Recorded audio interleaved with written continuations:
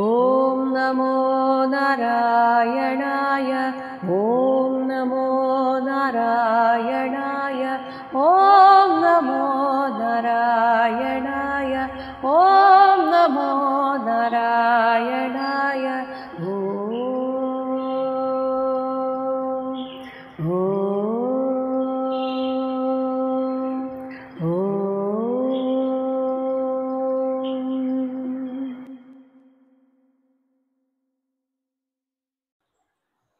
ശ്രീ നാരായണ കവച മഹാമന്ത്രം. നാരായണ കവചത്തിന്റെ അർത്ഥ വിവരണം ആരംഭിക്കുകയാണ്. ശ്രീമദ് മഹാഭാഗവതത്തിലെ 6-ാമത്തെ സ്കന്ധത്തിലെ 8-ാമത്തെ അധ്യായത്തിൽ 12-ാമത്തെ ശ്ലോകം മുതൽ 34-ാമത്തെ ശ്ലോകം വരെയുള്ള ആ മന്ത്രങ്ങളാണ് നാരായണ കവചം. 12-ാമത്തെ ശ്ലോകം.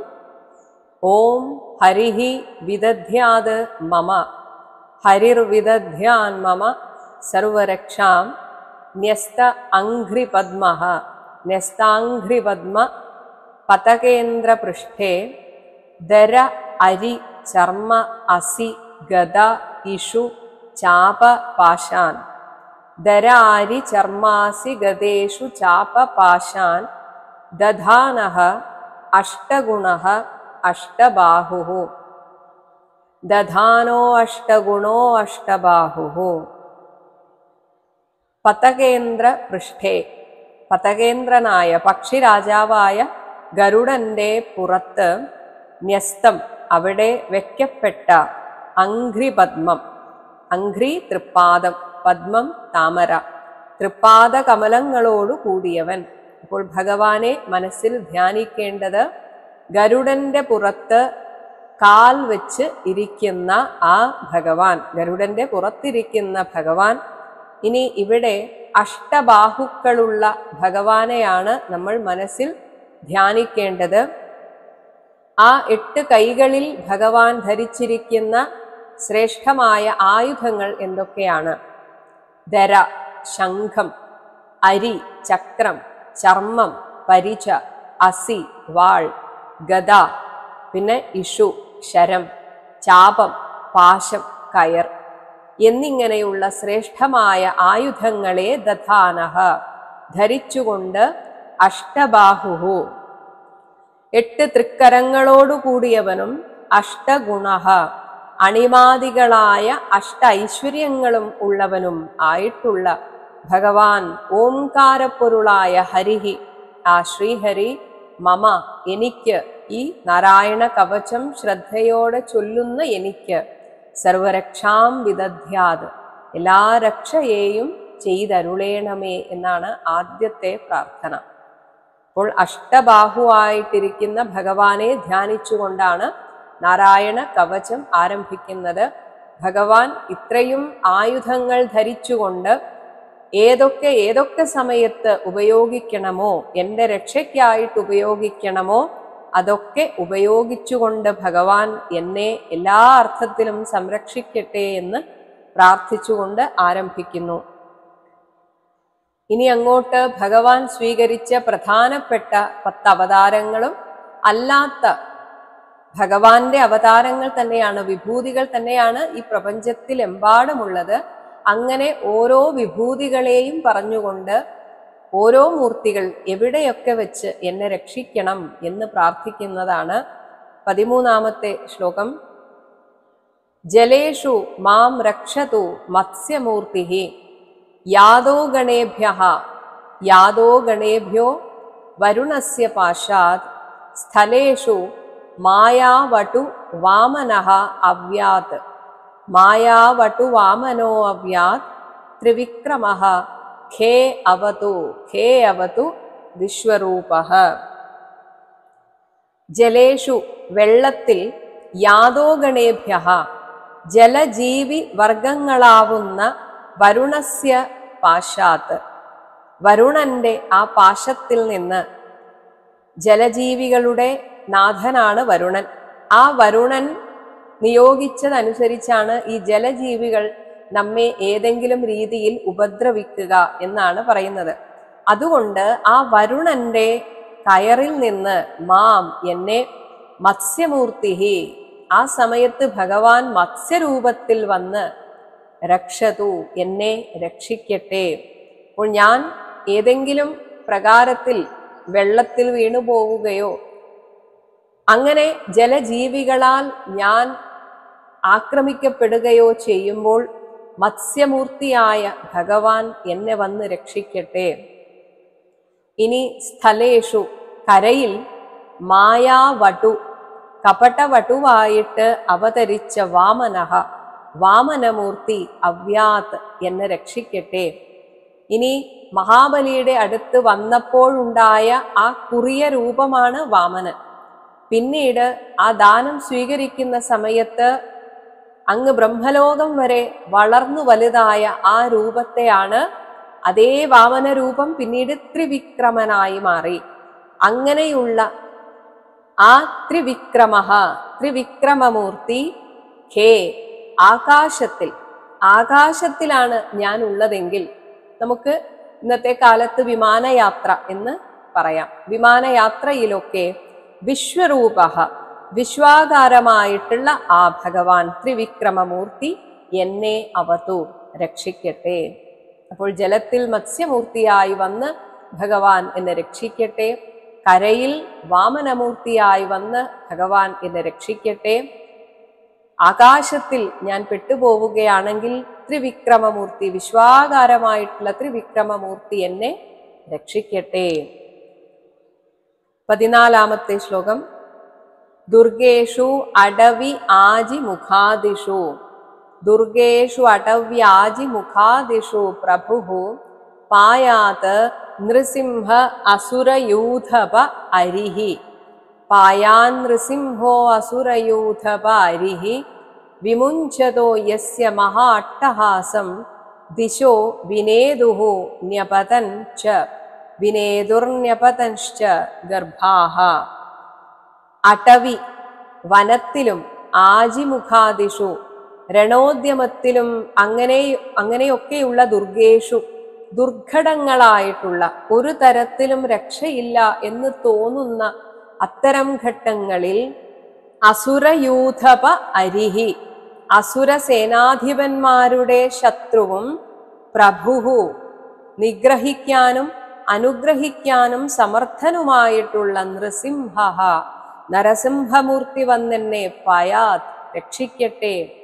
മാത്രമല്ല ആ ഭഗവാനെ അങ്ങനെ വിളിക്കാൻ കാരണം യസ്യ യാതൊരു നരസിംഹമൂർത്തിയുടെ മഹാട്ടഹാസം ഗംഭീരമായ ഗർജനം വിമുഞ്ചതഃ അത് പുറപ്പെടുവിപ്പിച്ച ആ വേളയിൽ ദിശഃ വിനേദുഹു ദിക്കുകൾ മാറ്റൊലികൊള്ളുകയും ആ അട്ടഹാസത്തിന്റെ ശബ്ദം കേട്ടിട്ട് തന്നെ ഗർഭാഹ അസുരസ്ത്രീകളുടെ ഗർഭങ്ങൾ ന്യപതൻ ച ശ്രവിച്ചു പോവുകയും ഉണ്ടായോ.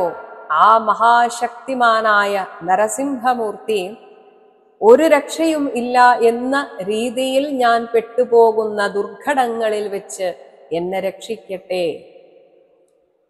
15-ാമത്തെ ശ്ലോകം.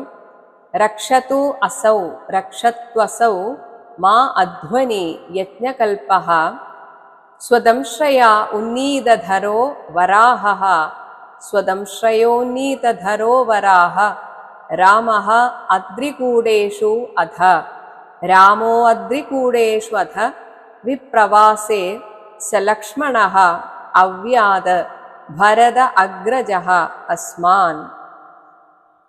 സലക്ഷ്മണോ അവ്യാത് ഭരതാഗ്രജോ അസ്മാൻ.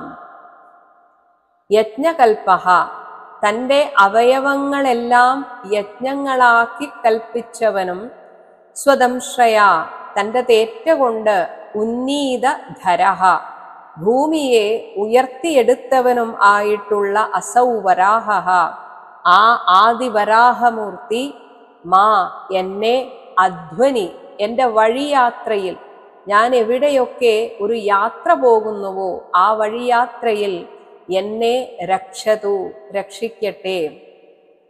രാമഃ പരശുരാമൻ അദ്രികൂടേഷു പർവ്വത ശിഖരങ്ങളിൽ ഞാൻ വസിക്കുകയോ അവിടെ യാത്ര പോവുകയോ ചെയ്യുമ്പോൾ ആ പർവ്വത ശിഖരങ്ങളിൽ എന്നെ പരശുരാമമൂർത്തിയായ അങ്ങ് അധ എന്നെ രക്ഷിക്കട്ടെ, ആ വിധത്തിൽ എന്നെ രക്ഷിക്കട്ടെ.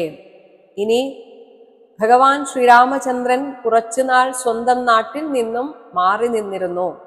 അങ്ങനെ ഒരു പ്രവാസ ജീവിതം നയിച്ച ആ ശ്രീരാമചന്ദ്രൻ ലക്ഷ്മണ ലക്ഷ്മണസഹിതനായ ഭരത അഗ്രജഃ ഭരതജ്യേഷ്ഠനായ ഭഗവാൻ ശ്രീരാമചന്ദ്രൻ അസ്മാൻ നമ്മയൊക്കെ, നമ്മൾ ദേശാന്തരവാസത്തിലാണെങ്കിൽ പ്രവാസ ജീവിതത്തിലാണെങ്കിൽ ആ വേളയിൽ നമ്മെ അവ്യാത് കാത്തരുളട്ടെ.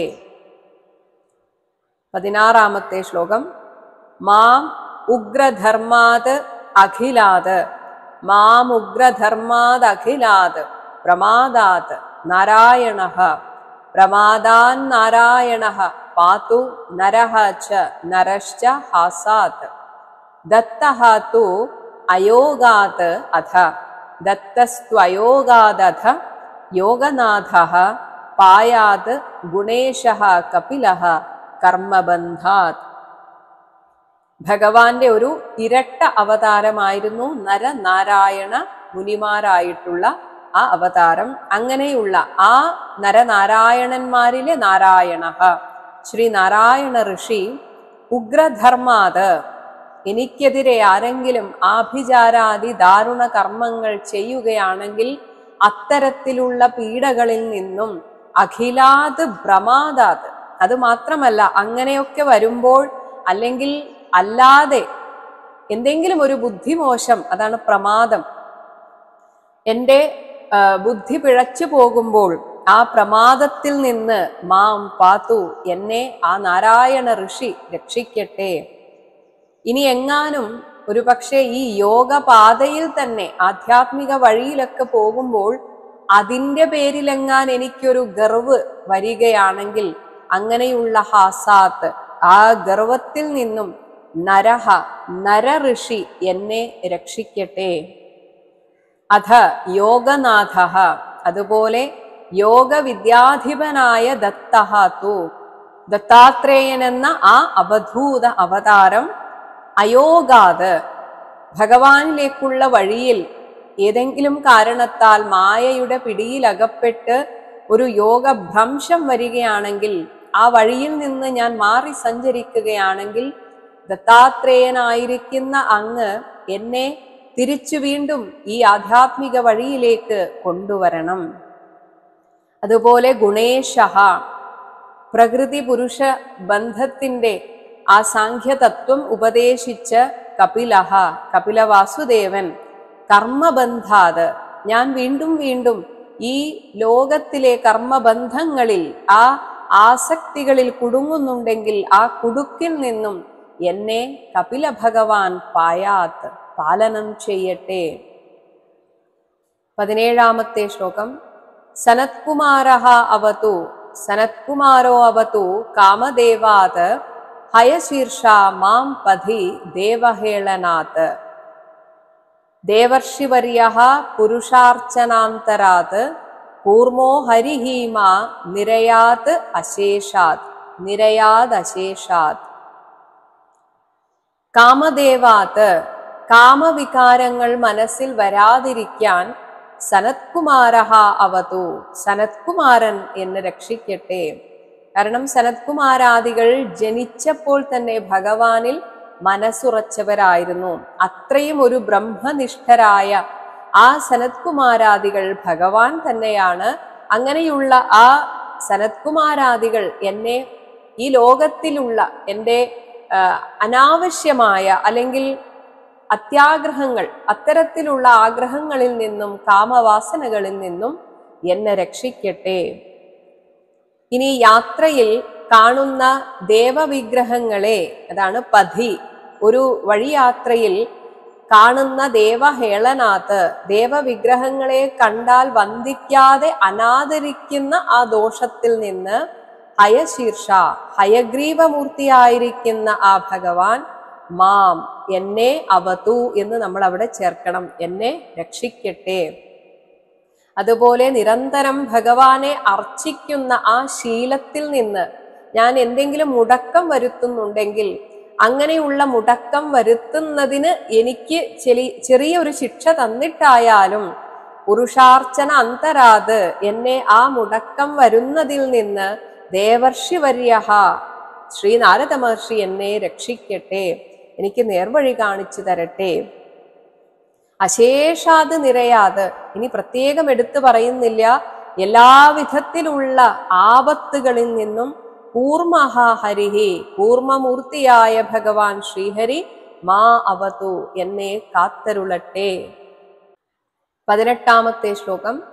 ധന്വന്തരിഹി ഭഗവാൻ പാതു അപഥ്യാത്, പാത്വ അപഥ്യാത് ദ്വന്ദ്വാദ് ഭയാത് ഋഷഭോ, ദ്വന്ദ്വാദ് ഭയാത് ഋഷഭോ നിർജിതാത്മാ യജ്ഞഃ ച യജ്ഞശ്ച ലോകാത് അവതാത് ജനാന്താത്, ലോകാത് അവതാത് ജനാന്താത് ബലോഗണാത് ക്രോധവശാത് അഹീന്ദ്രഃ, ക്രോധവശാത് അഹീന്ദ്രഃ. ഭഗവാൻ ധന്വന്തരിഹി, ഭഗവാനായിട്ടുള്ള ധന്വന്തരി മൂർത്തി അപഥ്യാത്, ഞാൻ കഴിക്കുന്ന ഭക്ഷണത്തിന് എന്തെങ്കിലും ദോഷമുണ്ടെങ്കിൽ ആ ദോഷങ്ങളിൽ നിന്ന് എന്നെ പാതു രക്ഷിക്കട്ടെ. ഇനി ഭഗവാന്റെ ഒരു അവതാരമായിട്ടുള്ള ഋഷഭദേവൻ ജിതേന്ദ്രിയനായിരുന്നു. അവധൂതനായി അലഞ്ഞു തിരിഞ്ഞ ആ ഋഷഭദേവൻ നിർജിതാത്മാ, ജിതേന്ദ്രിയനായ ആ ഭഗവാൻ ദ്വന്ദ്വാത്, ശീതം ഉഷ്ണം ഇങ്ങനെയുള്ള ദ്വന്ദ്വ അവസ്ഥകളെ അത് സഹിക്കാൻ പറ്റാതെ വരുമ്പോൾ അത് സഹിക്കാനുള്ള ശക്തി തന്ന് അതിൻ്റെ ഒരു ഭയാത്ത്, ഭീതിയിൽ നിന്ന് ഋഷഭദേവൻ എന്നെ പാതു രക്ഷിക്കട്ടെ. അതുപോലെ ലോകാത്, ലോക അപവാദങ്ങളിൽ നിന്ന്, മനസ്സിൽ പോലും കരുതാത്ത ചില അപവാദങ്ങളിൽ പെട്ടുപോയാൽ ആ അപവാദത്തിൻ്റെ അതിൽ ഒരു കാര്യവുമില്ല എന്ന ആ സത്യത്തെ അറിയിക്കാനായിട്ട് യജ്ഞഃ ച, യജ്ഞദേവനായി അവതരിച്ച ഭഗവാൻ എന്നെ രക്ഷിക്കട്ടെ. ജനാന്താത്, ഏതെങ്കിലും ഒരു ജനത്തിരക്കിൽ പെട്ടുപോയാൽ അവിടെ എനിക്കൊരു സംരക്ഷണ കവചമായിട്ട് ബലഭദ്രസ്വാമി ഉണ്ടായിരിക്കട്ടെ. ക്രോധവശാത് ഗണാത്, ചീറുന്ന ഉഗ്രനാഗ സമൂഹങ്ങളുടെ ആ ഉഗ്രനാഗങ്ങളുടെ സമൂഹത്തിൽ നിന്ന് അഹീന്ദ്രഃ, ആദിശേഷൻ തന്നെ ആയിരിക്കുന്ന ആ ഭഗവാൻ എന്നെ അവതാത് സംരക്ഷിക്കട്ടെ. 19ാമത്തെ ശ്ലോകം. ദ്വൈപായനോ ഭഗവാൻ അപ്രബോധാത് ബുദ്ധഃ തു, ബുദ്ധസ്തു പാഷണ്ഡഗണാത് പ്രമാദാത് കൽക്കിഹി കലേഹേ കാലമലാത് പ്രപാതു ധർമാവനായ ഉരുകൃത അവതാരഃ. ഭഗവാൻ ദ്വൈപായനഃ, സർവജ്ഞാനനിധിയായ വേദവ്യാസ മഹർഷിയും സാക്ഷാൽ ഭഗവാന്റെ അവതാരമാണ്. ആ ഭഗവാൻ തന്നെയാണ് വേദവ്യാസ ഭഗവാനായി വന്നിരുന്ന് നമുക്ക് എല്ലാ പുരാണങ്ങളും തന്നിരിക്കുന്നത്. ആ പുരാണ പാരായണത്തിലൂടെ അപ്രബോധാത്, എല്ലാ അജ്ഞാനത്തിൽ നിന്നും ആ ഭഗവാൻ എന്നെ രക്ഷിക്കട്ടെ. ബുദ്ധഃ തു, ബുദ്ധനായി വന്ന ആ ഭഗവാൻ പാഷണ്ഡഗണാത്, ബുദ്ധൻ എന്താണോ പ്രചരിപ്പിക്കാൻ ആഗ്രഹിച്ചത് ആ സത്യം സത്യമായിട്ട് എന്നെ ബോധിപ്പിക്കട്ടെ. അതേസമയം അതൊരു നാസ്തികവാദത്തിലേക്ക് പോകുന്ന രീതിയിലുള്ള നാസ്തിക സംഘത്തിൽ നിന്നും ബുദ്ധദേവൻ എന്നെ രക്ഷിക്കട്ടെ. പ്രമാദാത്, ധർമാനുഷ്ഠാനത്തിൽ നേരിടുന്ന പാകപ്പിഴയിൽ നിന്നും ഈ നാസ്തിക സംഘത്തിൽ നിന്നും ബുദ്ധദേവൻ രക്ഷിക്കട്ടെ. ഇനി നമ്മെ സംബന്ധിച്ച് കലികാലത്തെ അവതാരമായ കൽക്കി വരാനിരിക്കുന്നതേ ഉള്ളൂ. എങ്കിലും ഇവിടെ കൽക്കി അവതരിച്ച രീതിയിലാണ് പറയുന്നത്. ധർമ്മ അവനായ, ധർമ്മത്തെ രക്ഷിക്കാനായിട്ട് ഉരുകൃത അവതാരഃ, വലിയ അവതാരം സ്വീകരിച്ചിരിക്കുന്ന കൽക്കിഹി, കൽക്കി ഭഗവാൻ കാലമലാത്, ഈ കാലത്തിന്റെ കലികാലത്തിന്റെ കെടുതിയിൽ നിന്ന് ഉളവായ ആ കലേഹെ, കലിയിൽ നിന്നും എല്ലാ ദോഷങ്ങളിൽ നിന്നും എന്നെ രക്ഷിക്കട്ടെ. ഇനി ഒരു ദിവസത്തെ 3 മണിക്കൂറുകളുള്ള യാമങ്ങളായി തിരിച്ചിട്ട് ഓരോ യാമങ്ങളിലും ഓരോ ദേവൻ എന്നെ രക്ഷിക്കട്ടെ എന്ന് പ്രാർത്ഥിക്കുകയാണ് 2 ശ്ലോകങ്ങളിലായിട്ട്. അതിൽ 20ാമത്തെ ശ്ലോകം, മാം കേശവഃ ഗതയാ പ്രാതഃ അവ്യാത് ഗോവിന്ദഃ ആസംഗവം ആത്ത വേണുഃ നാരായണഃ പ്രാഹ്ന ഉദാത്തശക്തിഃ മധ്യം ദിനേ വിഷ്ണുഃ അരീന്ദ്രപാണിഃ വിഷ്ണുരരീന്ദ്രപാണിഃ. പുലർച്ചെയുള്ള ആ സമയം, ഉഷക്കാലത്ത്, ആ പ്രാതഃകാലത്ത്, പ്രാതഃ മാം, ആ ഒരു 3 മണിക്കൂർ, ഗദയാ, ഗദാസഹിതനായ കേശവഃ, കേശവൻ, അവ്യാത്, എന്നെ രക്ഷിക്കട്ടെ. അത് കഴിഞ്ഞുള്ള അടുത്ത യാമം 3 മണിക്കൂർ നേരം, ആ സംഗവം, അതിനെയാണ് സംഗവകാലം എന്ന് പറയുന്നത്. ആ സംഗവകാലം മുഴുവനും ആത്ത വേണുഹു, ആത്തം എന്നാൽ കയ്യിലേന്തിയ, വേണു കയ്യിലേന്തിയ ഭഗവാൻ ഗോവിന്ദഃ, ഗോവിന്ദൻ എന്നെ കാത്തരുളട്ടെ. ഇനി പ്രാഹ്നെ, മധ്യാഹ്നത്തിന് മുമ്പുള്ള ആ ഒരു 3 മണിക്കൂർ, പ്രാഹ്നെ, പൂർവാഹ്നകാലത്തിൽ, ഉദാത്തശക്തി, ഉന്നത ബലശാലിയായ നാരായണഃ, നാരായണമൂർത്തി എന്നെ കാത്തരുളട്ടെ. മധ്യം ദിനേ, മധ്യാഹ്ന നേരത്ത്, ആ ഒരു 3 മണിക്കൂർ, ആ ഒരു യാമം, അരീന്ദ്രപാണിഃ വിഷ്ണുഃ, ചക്രപാണിയായ ഭഗവാൻ വിഷ്ണു കാത്തരുളട്ടെ. 21ാമത്തെ ശ്ലോകം, ദേവഃ അപരാഹ്നേ, ദേവോ അപരാഹ്നേ മധുഃ ഉഗ്രധന്വാ സായം ത്രിധാമാ അവതു മാധവോ മാം ദോഷേ ഋഷികേശ ഉത അർദ്ധരാത്രേ നിശീധ ഏകോ അവതു പദ്മനാഭഃ. അപരാഹ്നേ, മധ്യാഹ്നം കഴിഞ്ഞുള്ള ആ യാമത്തിൽ, ഉഗ്രധന്വ, ഭീകരമായ വില്ലേന്തിയ, മധുഹ, മധു എന്ന അസുരനെ സൂദനം ചെയ്ത, നശിപ്പിച്ച ദേവഹ, മധുസൂദനനായിരിക്കുന്ന ഭഗവാൻ, മാം അവതു, എന്നെ കാത്തരുളട്ടെ. സായംകാലത്തെ ആ യാമത്തിൽ, ത്രിധാമ, മൂർത്തിത്രയാത്മകനായ മാധവഃ, സാക്ഷാൽ മാധവൻ എന്നെ രക്ഷിക്കട്ടെ. ദോഷേ, പ്രദോഷകാലത്ത്, ഋഷികേശഃ, ഋഷികേശൻ എന്നെ രക്ഷിക്കട്ടെ. അർദ്ധരാത്രേ ഉത നിശീധേ, പാതിരാവോളവും അതുപോലെ തന്നെ പാതിരാവിലും, എല്ലാ പ്രാണികളും ഉറങ്ങുന്ന ആ സമയത്ത്, ഈ പ്രപഞ്ചത്തെ മുഴുവൻ തൻ്റെ നാഭിയിൽ ആവാഹിച്ചെടുത്ത് യോഗനിദ്രയിൽ പള്ളികൊള്ളുന്ന പത്മനാഭഃ, ഭഗവാൻ ശ്രീ പത്മനാഭൻ, ഏകഃ, ആ ഒരാൾ തന്നെ, അവതു, എന്നെ കാത്തരുളട്ടെ. ഇനി വീണ്ടും ചില പ്രത്യേക സമയത്തെ പറയുകയാണ്. 22ാമത്തെ ശ്ലോകം, ശ്രീവത്സധാമ അപരരാത്ര ഈശഃ പ്രത്യൂഷ ഈശഃ അസിധരഃ ഈശോ അസിധരോ ജനാർദ്ദനഃ ദാമോദരഃ അവ്യാദ് അനുസന്ധ്യം പ്രഭാതേ വിശ്വേശ്വരോ ഭഗവാൻ കാലമൂർത്തിഃ. അപരരാത്രി, പാതിരാവിന് ശേഷം, ശ്രീവത്സധാമ, ശ്രീവത്സധരനായ ഈശഃ, ഈശ്വരൻ, അവ്യാത്, എന്നെ രക്ഷിക്കട്ടെ. പ്രത്യൂഷേ, ആ ഉഷസ്സമയത്ത്, അസിധരഃ, ഖഡ്ഗധരനായ ഈശഃ, ആ ഭഗവാൻ, ജനാർദ്ദനഃ, ജനാർദ്ദനൻ എന്നെ രക്ഷിക്കട്ടെ. പ്രഭാതേ, പ്രഭാതത്തിൽ, ദാമോദരഃ, ദാമോദരമൂർത്തിയായിട്ടുള്ള ഭഗവാൻ എന്നെ രക്ഷിക്കട്ടെ. അനുസന്ധ്യം, സന്ധ്യാസമയത്ത്, ആ സമയത്ത്, കാലമൂർത്തിഃ ഭഗവാൻ, കാലസ്വരൂപനായ ഭഗവാൻ, വിശ്വേശ്വരഃ, വിശ്വേശ്വരമൂർത്തിയായി ഭഗവാൻ എന്നെ രക്ഷിക്കട്ടെ. ഇനി ഭഗവാന്റെ സുദർശന ചക്രം എൻ്റെ ശത്രുക്കളെയൊക്കെ അതിശീഘ്രം ചുട്ടുകളയണമേ എന്ന് പ്രാർത്ഥിക്കുന്നു. ചക്രം യുഗാന്ത അനല തിഗ്മനേമി, യുഗാന്തനല തിഗ്മനേമി ഭ്രമത് സമന്താദ് ഭഗവത് പ്രയുക്തം ദന്തഗ്ധി അരിസൈന്യം ആശു ദന്തഗ്ധ്യരിസൈന്യമാശു കക്ഷം യഥാ വാതസഖോ ഹുതാശഃ. ചക്രം, ഭഗവാന്റെ സുദർശന ചക്രം, യുഗാന്ത അനല, കൽപ്പാന്തകാലത്തെ അഗ്നി പോലെ തിഗ്മനേമി തീക്ഷ്ണമായ ധാരയോടു കൂടിയതാണ്.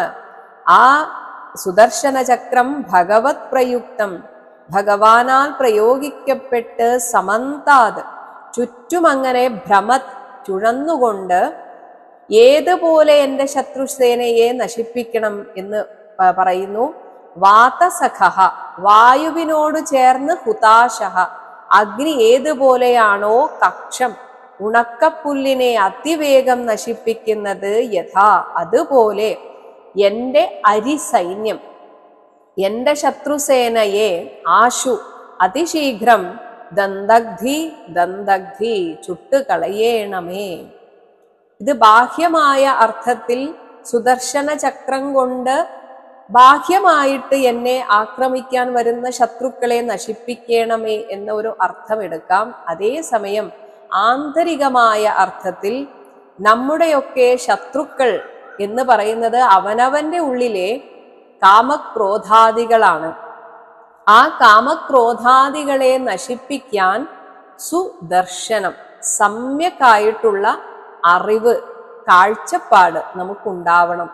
അങ്ങനെയും ഭഗവാൻ എനിക്ക് നല്ല ദർശനം തരട്ടെ, നല്ല വിദ്യ പകർന്നു തരട്ടെ, അതിനുള്ള അവസരം ഭഗവാൻ ഉണ്ടാക്കി തരട്ടെ.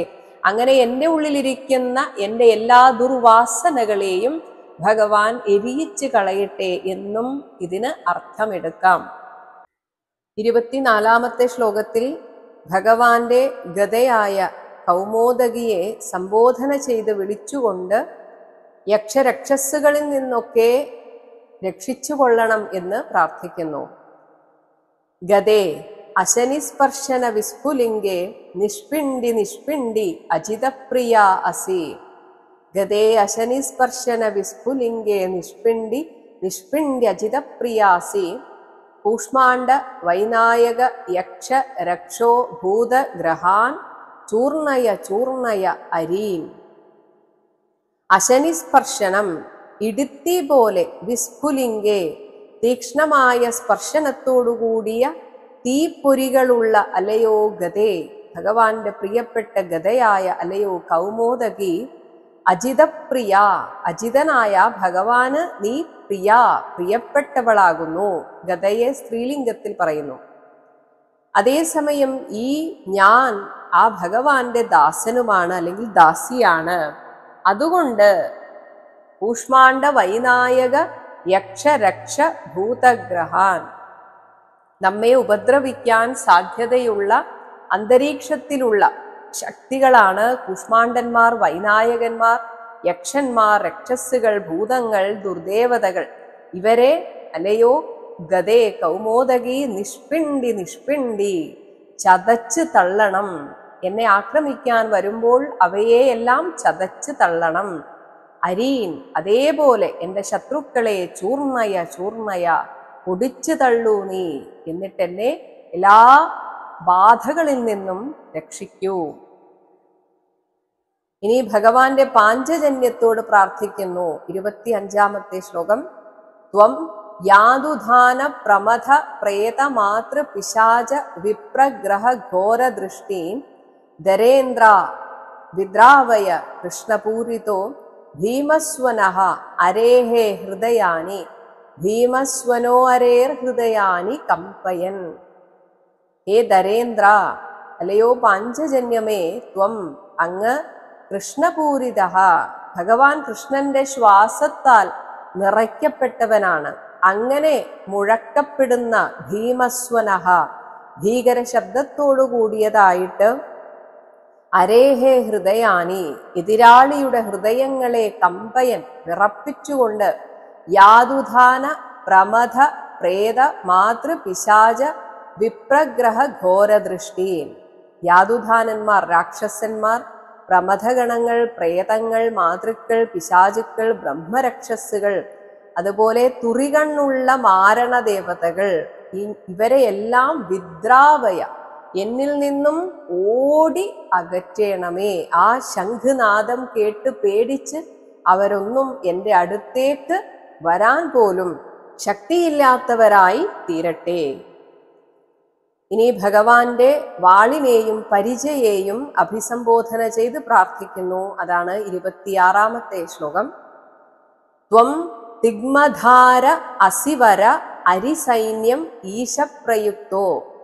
തിഗ്മധാര അസിവര അരിസൈന്യം ഈശപ്രയുക്തോ മമ ഛിന്ധി ഛിന്ധി ചക്ഷൂംഷി ചർമ്മൻ ശതചന്ദ്ര ഛാദയ ദ്വിഷാം അഘോനാം ഹര പാപചക്ഷുഷാം. തിഗ്മധാര മൂർച്ച കൂടിയ വായ്ത്തലയോടുകൂടിയ അല്ലയോ അസി. അസി എന്നാൽ വാൾ, ഖഡ്ഗം. അല്ലയോ നന്ദകം എന്ന വാൾമുന, ഖഡ്ഗമേ. ത്വം അങ്ങ് ഈശപ്രയുക്ത ആ ഭഗവാനാൽ പ്രയോഗിക്കപ്പെട്ട് മമ അരിസൈന്യം എന്റെ ശത്രുക്കളുടെ സേനയെ ഛിന്ധി ഛിന്ധി അരിഞ്ഞരിഞ്ഞു തള്ളുക. ശതചന്ദ്ര ചർമ്മൻ. ഇനി പരിചയോട് പറയുന്നു. ശതചന്ദ്രം ചന്ദ്രാകൃതിയിലുള്ള 100ഓളം വട്ടപ്പറ്റുകൾ കൊണ്ട് തിളങ്ങുന്ന അല്ലയോ പരിചേ. അഘോനാം ദുഷാം ഒടും പാപികളായ എന്റെ ശത്രുക്കളുടെ ചക്ഷൂംഷി കണ്ണുകളെ എന്നിൽ നിന്നും ഛാദയ മറയ്ക്കുക. ഇനി എന്നെ പാപചക്ഷുഷാം പകവച്ച് നോക്കുന്നവരുടെ കണ്ണുകളെ നീ ഇല്ലാതാക്കുക. 27-28 ശ്ലോകങ്ങൾ ഒരുമിച്ച് പറയുന്നു. യത് നഹ ഭയം ഗ്രഹേഭ്യഃ അഭൂത് കേതുഭ്യോ നൃഭ്യ ഏവ ച സരീസൃപേഭ്യോ ദംശ്രിഭ്യോ ഭൂതേഭ്യഃ അംഹോഭ്യ ഏവ വ ഭൂതേഭ്യോ അംഹോഭ്യ ഏവ വ. 28 സർവാണി ഏതാനി ഭഗവൻ നാമരൂപ അസ്ത്രകീർത്തനാത്. ഭഗവൻ നാമരൂപാസ്ത്രകീർത്തനാത് പ്രയാന്തു സംക്ഷയം സദ്യഃ യേ നഃ ശ്രേയഃ പ്രതീപകാഃ.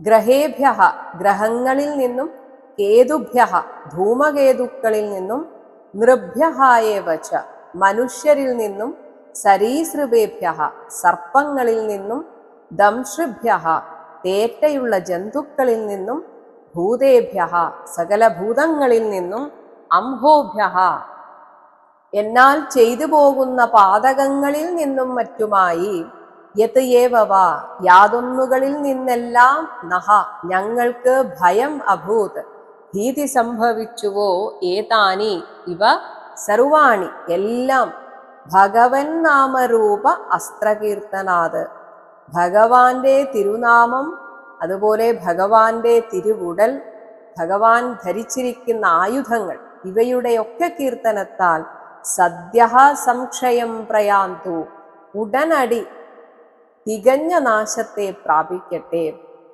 അതുപോലെ തന്നെ ആരാണോ നഹ ഞങ്ങളുടെ ശ്രേയഃ ശ്രേയസ്സിന് പ്രതീപകാഹ തടസ്സമായിട്ട് നിൽക്കുന്നത് അവരും നശിച്ചു പോവട്ടെ.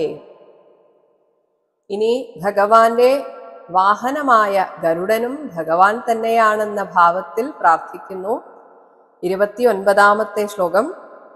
ഗരുഡോ ഭഗവാൻ സ്തോത്രസ്തോഭഃ ഛന്ദോമയഃ പ്രഭുഃ രക്ഷതു അശേഷകൃച്ഛ്രേഭ്യോ വിശ്വക്സേനഃ സ്വനാമഭിഃ. രക്ഷത്വശേഷകൃച്ഛ്രേഭ്യോ വിശ്വക്സേന സ്വനാമഭിഃ. പ്രഭുഃ സർവസമർത്ഥനായി, ഭഗവാൻ സർവജ്ഞാനനിധിയായി, ഛന്ദോമയഃ വേദസ്വരൂപനായി, സ്തോത്രസ്തോഭഃ സാമസൂക്തങ്ങളാൽ എപ്പോഴും സ്തുതിക്കപ്പെട്ടുകൊണ്ടിരിക്കുന്ന, ഗരുഡഃ ഗരുഡന്റെ രൂപത്തിൽ ഇരിക്കുന്ന, വിശ്വക്സേനഃ വിശ്വക്സേനമൂർത്തി ഗരുഡനാകുന്ന വിശ്വക്സേനാമൂർത്തി, സ്വനാമഭിഃ തൻ്റെ നാമ ഉച്ചാരണങ്ങളാൽ, അശേഷകൃച്ഛ്രേഭ്യഃ എല്ലാവിധ ആപത്തുകളിൽ നിന്നും ഞങ്ങളെ രക്ഷതു രക്ഷിക്കട്ടെ. 30-ാമത്തെ ശ്ലോകം. സർവ ആപദ്ഭ്യോ ഹരേഃ നാമ രൂപ യാന ആയുധാനി.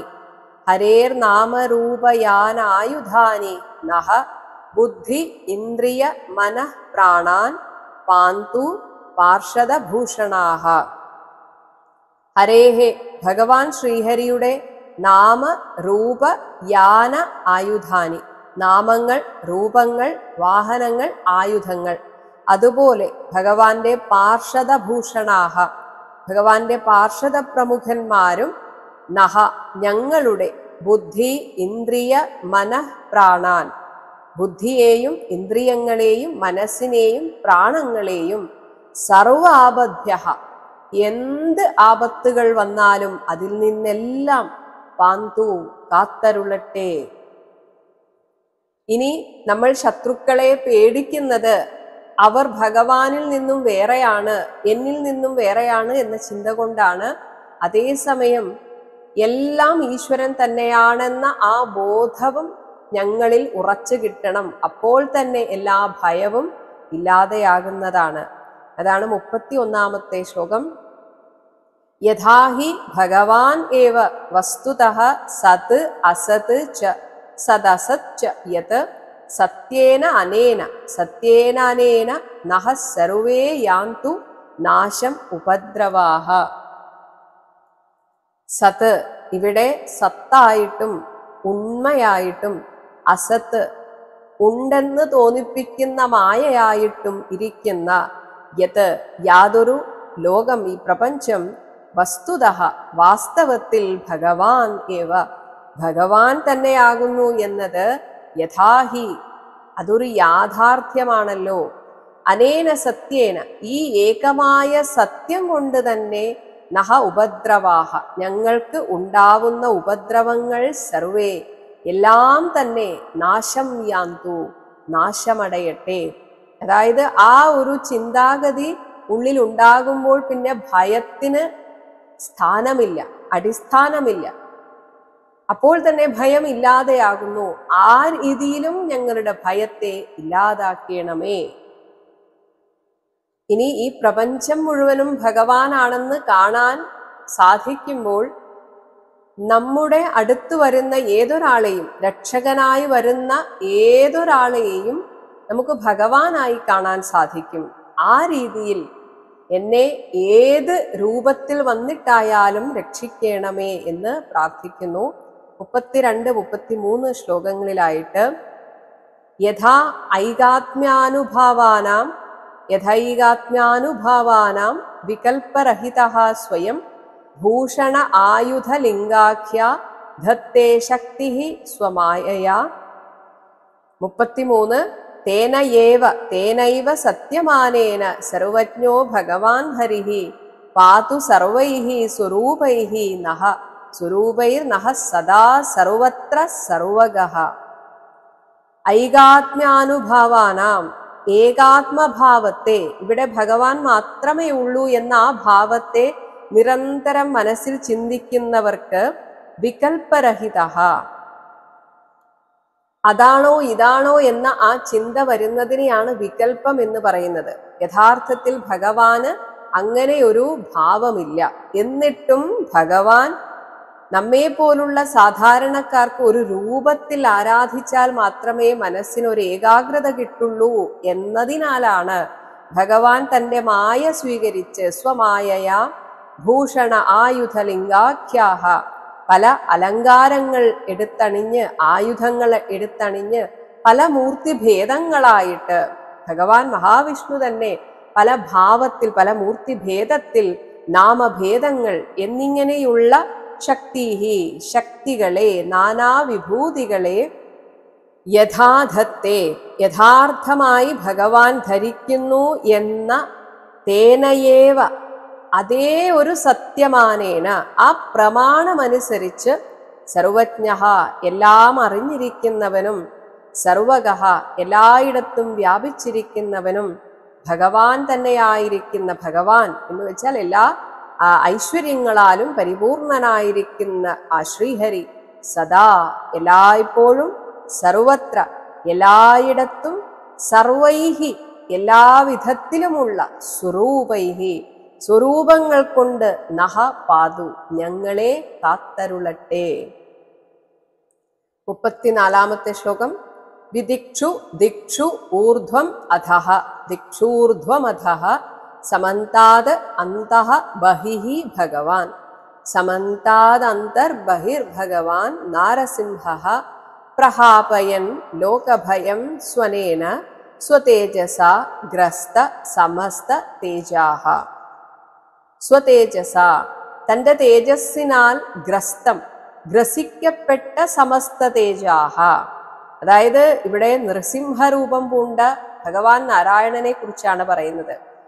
ആ ഭഗവാൻ നരസിംഹരൂപത്തിൽ വന്നപ്പോൾ ഈ പ്രപഞ്ചത്തിലെ സമസ്ത തേജസ്സും മങ്ങിപ്പോയി എന്നാണ്. അതുകൊണ്ടാണ് പറഞ്ഞത് തൻ്റെ തേജസ്സിനാൽ ഗ്രസിക്കപ്പെട്ട സമസ്ത തേജസ്സോടുകൂടിയ നാരസിംഹ ഭഗവാൻ, നൃസിംഹരൂപം പൂണ്ട ശ്രീനാരായണൻ, സ്വനേന തൻ്റെ അട്ടഹാസത്താൽ ലോകഭയം പ്രഹാപയൻ, ജനങ്ങളുടെ ഭീതിയെ അകറ്റിക്കൊണ്ട് ദിക്ഷു എല്ലാ ദിക്കുകളിലും, ഇനി വിദിക്ഷു അതിൻ്റെ ഉപദിക്കുകളിലും, ഊർധ്വം മുകളിലും, അധഹ താഴത്തും, അന്തഹ ഉള്ളിലും, ബഹിഹി പുറത്തും, സമന്താത് എല്ലായിടത്തും ഞങ്ങളെ കാത്തരുളട്ടെ എന്ന പ്രാർത്ഥനയോടുകൂടിയാണ് നാരായണ കവച മന്ത്രം അവസാനിക്കുന്നത്.